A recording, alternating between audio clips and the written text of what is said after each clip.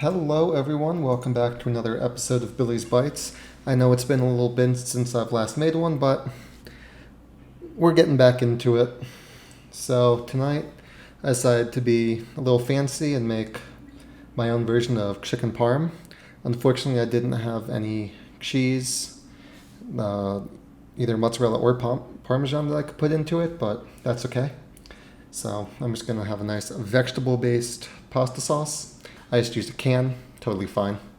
And then obviously a couple chicken breasts and gonna fry them. I know it's not the healthiest with it being fried in oil, but if you want to be a little healthier, you can go ahead and use oven baked. So to get started, we're gonna make sure we wash all our veggies and then go ahead, dice up your yellow peppers and your red peppers. I don't know, 1-inch cubes generally should work. Taking out any bits you don't like. I usually trim the top off my peppers before I start cutting into them. Then once you're done with your onions and peppers, just go ahead, set those aside and move on to the zucchini, chop the ends off. I cut it in half, cut those halves in half, so I had basically lots of little triangles. Then once you're done chopping those up, go ahead, add those into your same bowl with your onions and peppers. Repeat for the other half of your zucchini. Then onto the onion. Again, chopping off the ends, peeling off some of that skin on there. Don't want that. Slicing it across the onion first, then we'll be dicing it. And when you are dicing, once you reach the spot where you kind of feel the onion getting loose, you're not able to hold it really well, just go ahead and flip it on its side. And then go ahead and put those into the bowl as well. We're just going to be sauteing all of our veggies at about the same time. So, into a large skillet, mine's a 12-inch skillet over medium heat, I added 4 or 5 good glugs of olive oil with about a couple cloves of garlic. Went ahead and added in the veggies, added some salt, some pepper, and then I just let these saute and let the water evaporate from them for it was about 7 to 10 minutes. I went until the onions appeared translucent. This just helps make them a little softer, so when you get your sauce in, it will just take less time for them to cook down. Once your onions are nice and translucent, we can go ahead and pull them off, and then we can kind of talk about the breading. So with our breading, obviously we're going to be doing a wet hand, dry hand technique. As you'll see coming up, I'm going to have 3 different bowls. We're going to have a flour bowl, an egg, and then the breadcrumbs. So we're going to dip into the flour first because that helps to get the egg to stick to the flour. We're actually going to be double dipping into the flour. And then we'll be pulling into the breadcrumbs. So as you can see, I just pulled the veggies off, set them aside. Now we're going to butterfly our chicken breast. Get a nice sharp knife, start from the top, cut it right into the middle. Then just keep opening it up. All that fat on the top you can just trim off if you want.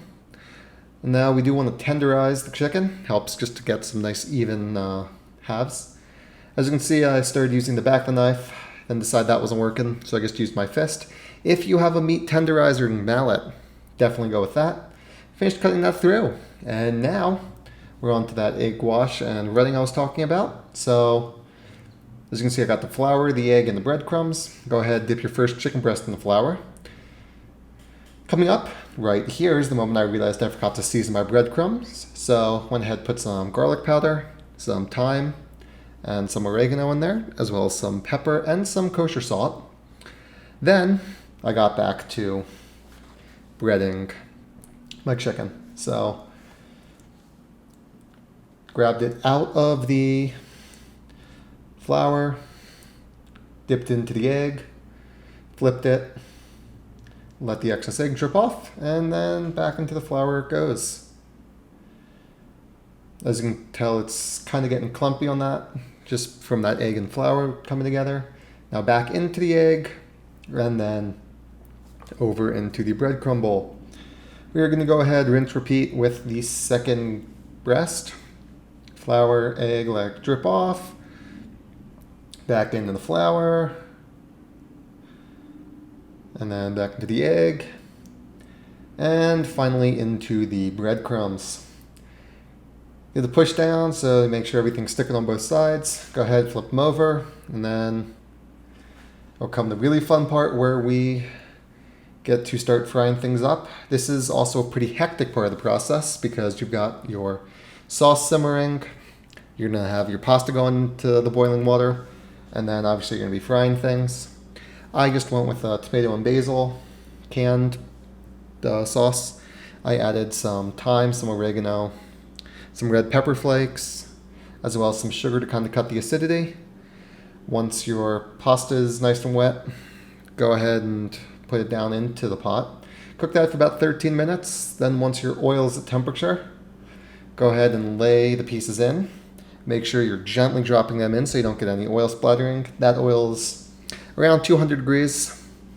And just let it start cooking. It took about 7 minutes for these breasts to fully cook through. Make sure it's at 165 before pulling out, flipping occasionally. Went ahead, got a wire baking sheet and pulled them off just to let the excess oils drip off and not get soggy on the bottom. Now we're coming up to our pasta almost being done. I'm gonna taste it here. Realize it's gonna need about another minute, so I'm gonna let it cook for that. And as you can see, I'm kind of just letting the pasta sauce simmer in the back, as well as just letting some of that hot oil cool, because you cannot put that oil down the drain. That's how you'll clog your drains. I ended up just taking that oil out with the trash, and it was perfectly fine. Hope you guys have all been doing well. I know it has been a few weeks since I've done this.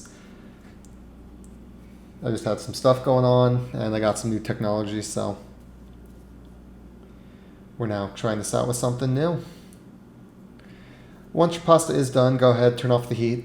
Go ahead, drain your pasta. Now we'll talk about plating. So, I started with a nice layer of pasta on the bottom. Then I went ahead and added a couple big spoonfuls of sauce just to kind of act as a nice resting place for the chicken to sit on.